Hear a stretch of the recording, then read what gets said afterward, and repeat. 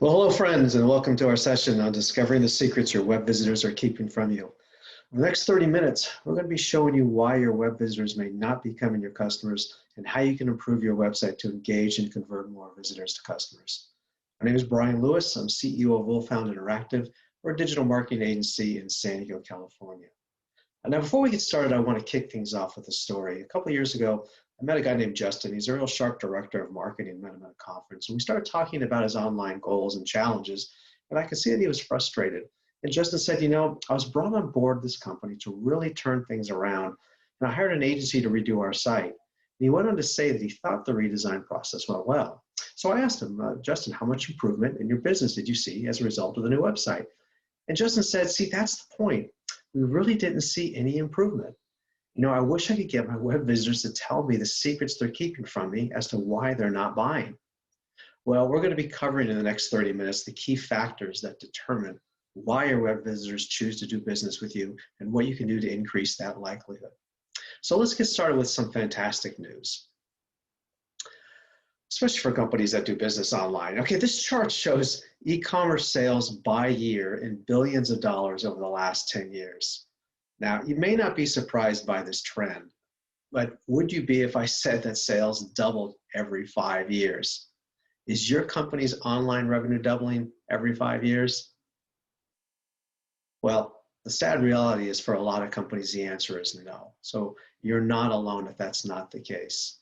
And the reason why is that for a lot of companies, analytics are showing that 60% of your visitors leave after visiting only one page. And it gets even worse. Another 35% leave without becoming customers. That's a lot of lost opportunities.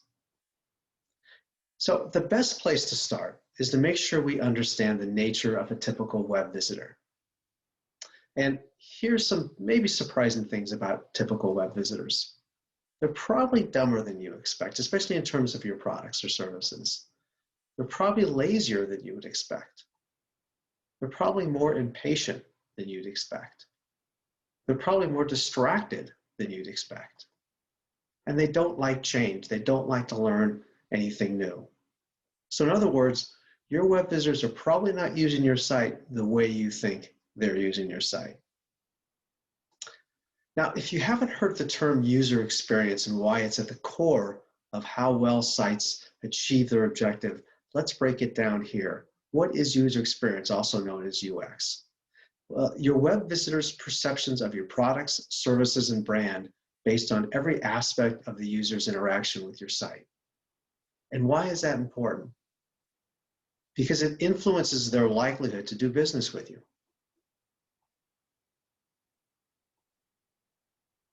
So we've seen through the years there's hundreds and maybe even thousands of factors that determine user experience and your visitors' likelihood to become customers. So what we've done over the years is we've distilled these into what we call the 6 pillars of user experience, or the 6 pillars of UX. And we're going to go through each one of these individually, and you should be able to learn some things that you can take out of this, changes you can make to your site to improve your site and increase the chances that your visitors will become customers or clients of yours. So we're going to start off with the first one, relevancy. Now with relevancy, visitors want to instantly connect and feel that you can understand their problem. When they get to your site, they want to be able to sense that they're in the right place. So what happens if a visitor doesn't immediately get that feeling that you understand their needs, their level of knowledge, and be relevant? What's going to happen is they're going to quickly become disillusioned with your site, probably find another site that is relevant. And this happens from a very typical scenario. Let's paint a picture of what we tend to see when companies redesign their websites. They put a web committee together, and the person in charge of the web committee calls all the committee members together into a conference room, and they start off by saying, well, what should we put on our new website? And everyone raises their hand and says what they want to see on the website. Well, one person says, I want to showcase our new products. Another person says, I want our visitors to sign up for a newsletter. And yet someone else says, maybe I want cool video effects. And what happens is, this may seem like a logical approach, but what happens is that the site that's going to be designed is going to meet all the needs of the people in this room, but not the needs of the people who are going to be actually using your site, which are your visitors. So let's do our first quiz here. Who is your website really for? Is it for the marketing department, the sales department, the CEO, product management team, for all of the above, or for none of the above? And if you thought none of the above, you're correct. The website is really for your web visitors. Those are the ones who are going to be using your website.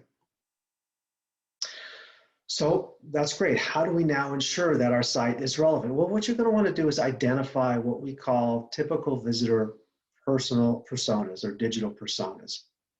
These are groups or classes of your visitors that share certain characteristics. And we're going to go through an example on the next slide. But what you're going to want to do is after you've identified them, you then want to determine what are their characteristics, what are their level of knowledge, and what are their needs, goals, and concerns. So let's go through an example of one of these. Let's assume for purposes of this presentation that you are a performance parts online store and you want to determine your visitor personas or digital personas.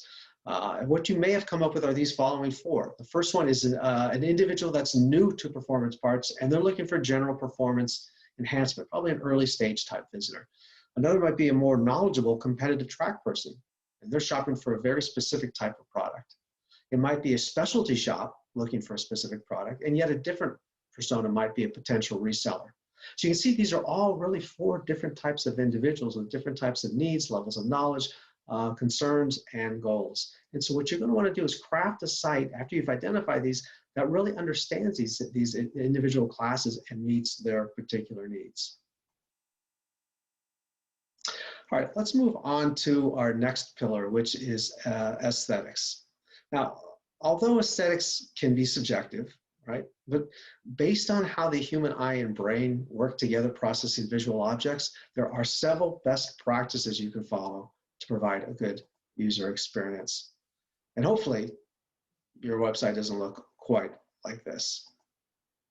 So let's go through some basic tips. And these are a handful of them. There's quite a few more. And in fact, if you look at the link at the bottom here, and we'll put the link below, we have written an article on 31 aesthetic tips that you can employ to create a better visit experience for your visitors. But let's go through these for now. So with colors, choosing the right website color scheme makes your site more memorable, trustworthy, and attractive. It also really provides that right first impression. And what you're going to want to do is find an experienced web designer. This is not where you want to look to save money. Find someone who really understands color theory and the difference between design and decoration. All right, use negative space. What is negative space? Well, it's that space between objects that contain nothing on your web page. So if you have a white background on your web page, it's that white space. And negative space is very important because it creates a relaxed feel that tells our brains this page may not require a lot of visual work. If our brains detect something's going to be a lot of work, it's so easy to hit that back button and go to another website instead. It also allows for easier scanning. It helps separate objects and creates a sense of organization. Okay, next, eye candy. Eye candy are those things on people's site, flashing things and moving things and things that render. You gotta be kind of careful with those because too much eye candy can create visual load. It can require more visual effort and actually create a sense of visual fatigue. So just because you can do something that's cool doesn't always mean that you should. Remember, think of your visitor in mind here that has a specific goal that they want to accomplish. Simplicity is really the key to good design on web pages. Okay, mobile. A lot of you out there probably, if you haven't checked your analytics in a while, you're going to want to do this because a lot of you probably have over 50% of your traffic is mobile. And what happens is design elements and images that work well on desktop may not work so well on mobile, even when you have a responsive site. Take a look at your mobile site. Make sure all those images and design elements are working well for you. So let's also talk then about the hierarchy of visual elements. Now, what we have here is a visual attention meter at the top, and I'm going to go through different types of visual elements on this slide. So pay attention as we go through those to the visual attention meter. What happens is that there are different types of visual elements that attract our eyes to certain levels of extent. Text, as you see in the lower left here, is one of the least attractive to our eyes, especially smaller text. It's something that's not particularly noticeable. On the other hand, in image, as you see with our visual attention meter, our images do attract more of our eye attention than text does. Next would be an image of a person, especially if that person is directly looking at us. And then finally, the element that attracts our eyes the most is motion. And so you got to be real careful with motion because it's going to attract our eyes immediately. And our eyes are going to want to stay focused on that even as we're trying to read other parts of the page. So use motion very descriptively. All right, great. Let's now move on to usability. It's our third pillar. So when it comes to usability, one of the things that you want to keep in mind is your navigation. Is your navigation logical and intuitive? Are you making it easy for your web visitors to navigate through your site and find what they're looking for? And some of the considerations you want to think about are the number of navigational choices you have. When you start getting above 7, 8, 9 navigational choices, you're really making it difficult for your visitors. They get to reading that 7th, 8th, and 9th, they've already forgotten what the first 2 or 3 are. And they're going to have to go back and forth. It's going to require a lot of cognitive energy. Is there a way that you can simplify that? Think about how they're ordered, okay, the prioritization of your navigation. That should be based not on what you think, but on your visitors' priorities. You know, there's some sites or businesses where a prospect wants to know first the qualifications about the company.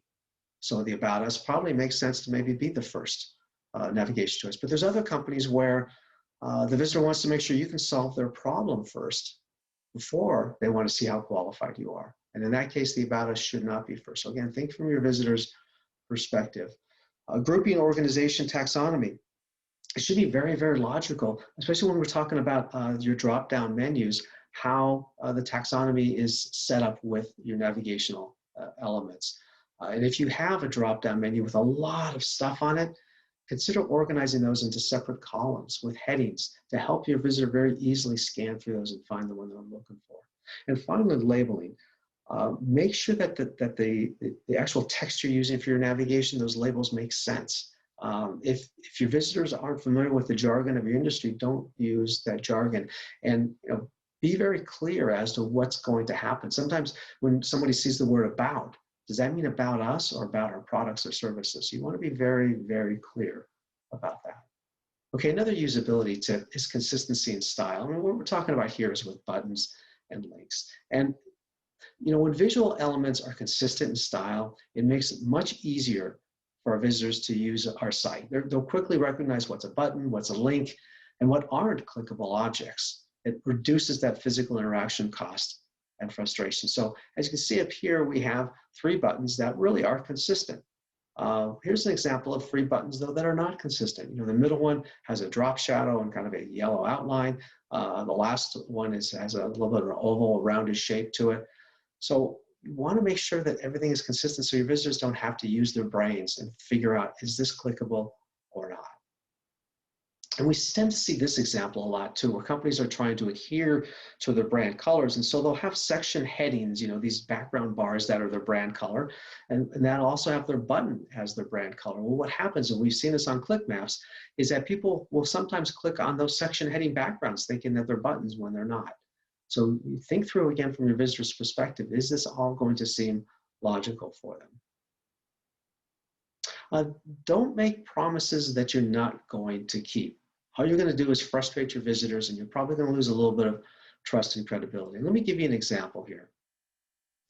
This is a screenshot of the top of a website that allows you to charter their jet aircraft to travel to places. And so what they have here is a form that allows you to put in whether the trip is one way or a round trip, the number of passengers, where you're flying from, where you're going to, and when you're departing, and then you can get an instant quote. Well, that sounds pretty good, right? What happens when you click on that instant quote is instead you get this message down below with a thank you, a special offer if you call them, and your trip code. There's no quote. That's a very frustrating experience, and it's one that's likely to lead your visitors to say, you know what, I don't think I want to do business with you. If I can't even trust you to live up to your promise, why should I continue on, especially with something, a product or a service like this? And don't forget about mobile again. With a desktop, we use a mouse, which is a very precise pointing device. But with mobile, we're using something that isn't precise, and that is our thumbs. In fact, there's a lot of things to think about with mobile. Number one, obviously, it's smaller. But the user could be moving, walking, and they may be going from a dark environment to a light environment. So lighting might be changing, which makes the readability different. Again, they're using their thumbs, which are nowhere near as precise. And they're likely to be interrupted with text and with phone calls. So you think about some of the best practices for mobile. You know, for instance, like with your buttons or your what are called tap targets on your mobile, you want to make sure there's enough distance between those so people don't accidentally click the wrong one with their thumb. All right, we're making good progress. Let's move on to our next pillar of user experience, messaging. Now with messaging, it's not how well we tell our story, it's how well our story is understood. And one of the biggest mistakes that companies make with messaging is they fall into what I call the WeeWe Syndrome. And hopefully you're not guilty of this, but the WeeWe Syndrome is where the content of the web pages is all about the company. Now that's okay on your About Us page, but not so okay on other pages. Here's an example. We take pride in our customer service. Our support team is the fastest around. We use only the best materials. And the problem with this is that when visitors land on your site, they want to know what's in it for them. And these kind of statements don't necessarily tell them that. So let's talk about some examples that are improvements from that. For instance, on this slide here, we say we take pride in our customer service. What's a better way of saying that? Well, how about trusted by over 325,000 happy customers? What's another way or a more visitor-focused way of saying our support team is the fastest around? Get answers to your questions within 24 hours. And how about a better way of saying we only use the best materials? You know, enjoy top quality from our highest grade materials. Notice how all of these have turned it 180 degrees from the focus on the company to the focus on the visitor, your prospect. Another important messaging concept that impacts user experience is how you describe your product or service. And there's 3 levels of how we can describe our product or service, with each level becoming more powerful in its ability to sell. So we have features, advantages, and benefits. Features inform about the product itself. Advantages start to persuade as to why the product should be purchased, but it's the benefits that really sell. And let's go to, let's look at an example, or a couple. Actually, we have a couple examples of this. So let's say one of the features is it matches OEM specs. Okay, great. So what does that mean? Well, the advantage of that is that it's going to integrate seamlessly with the rest of your system. And that's even better, right? But what's even better than that is the benefit is that you can feel comfortable that everything's going to work just the way you want it to work.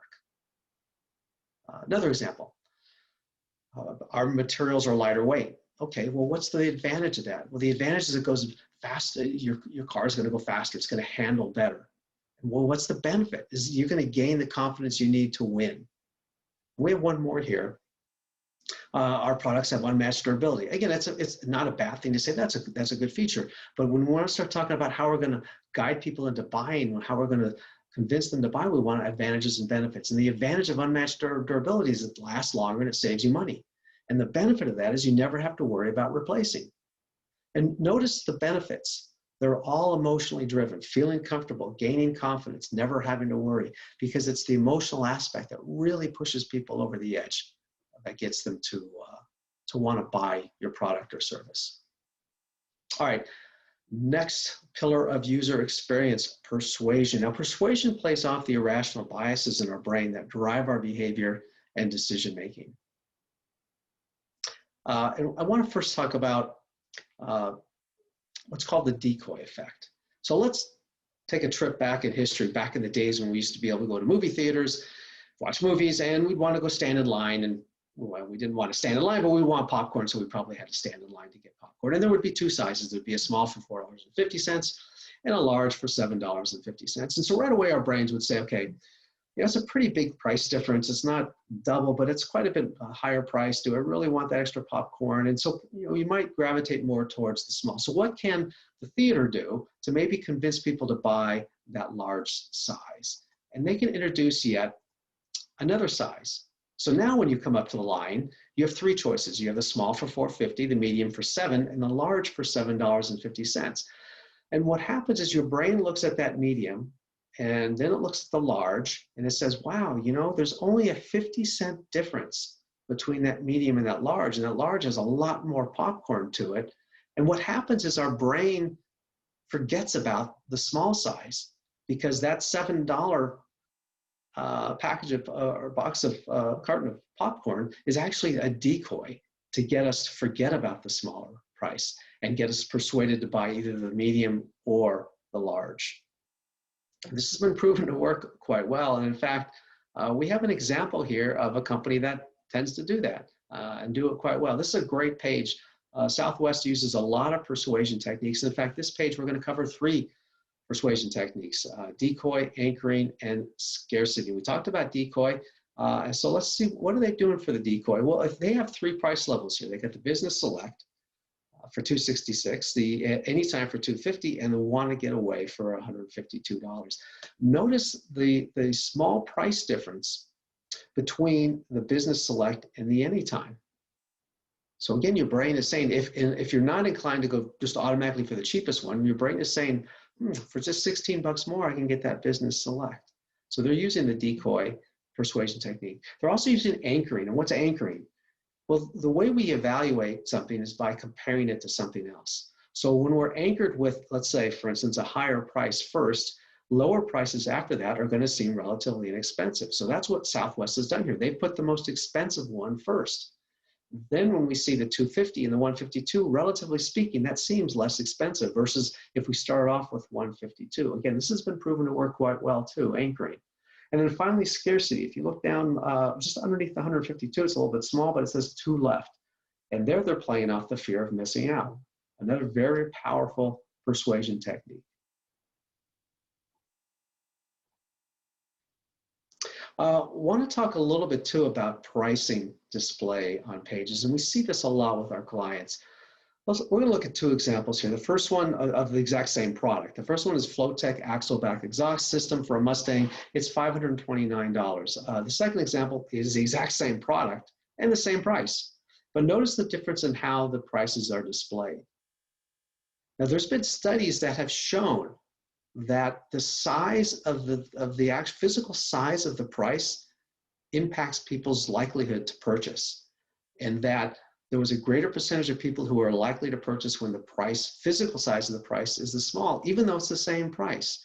So unless you're the price leader, you don't want to scream price. I mean, think about some of the sites that sell fine jewelry for tens of thousands of dollars. You go to their sites, the prices are tiny. They don't want you focusing on how much money it's going to cost you. They want you focusing on the product itself. So again, unless you're the price leader, you don't want your price big and bold. And here's some other suggestions what you can do. Reduce the physical size of the price display. Again, unless you're the price leader.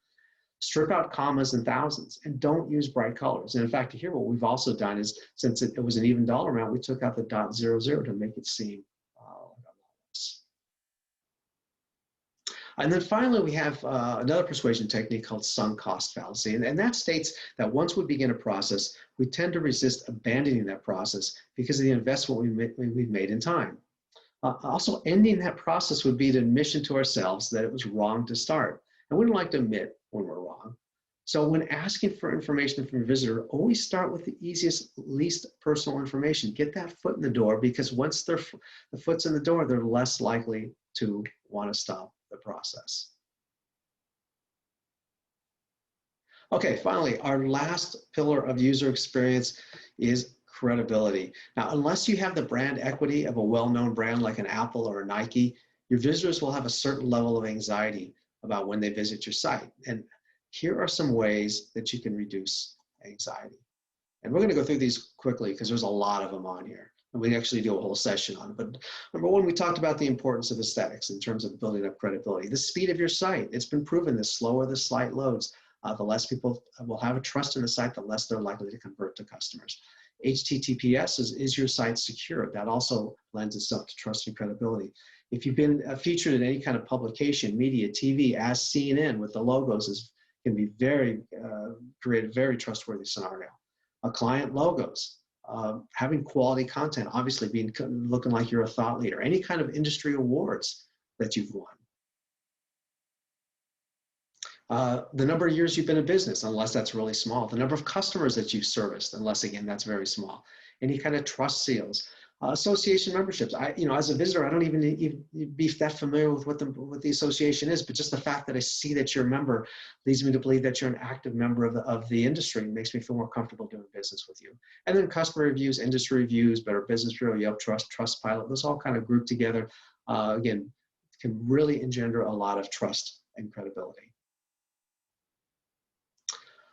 All right, friends, so here we go. The 6 pillars to improve user experience on your site and convert more visitors to customers. Let's just go through wrapping these up real quickly here. Relevancy, understanding your visitors' needs and intents and creating a visitor-centric web experience. Aesthetics, displaying a high-quality site with professional look and feel featuring simplicity and consistency.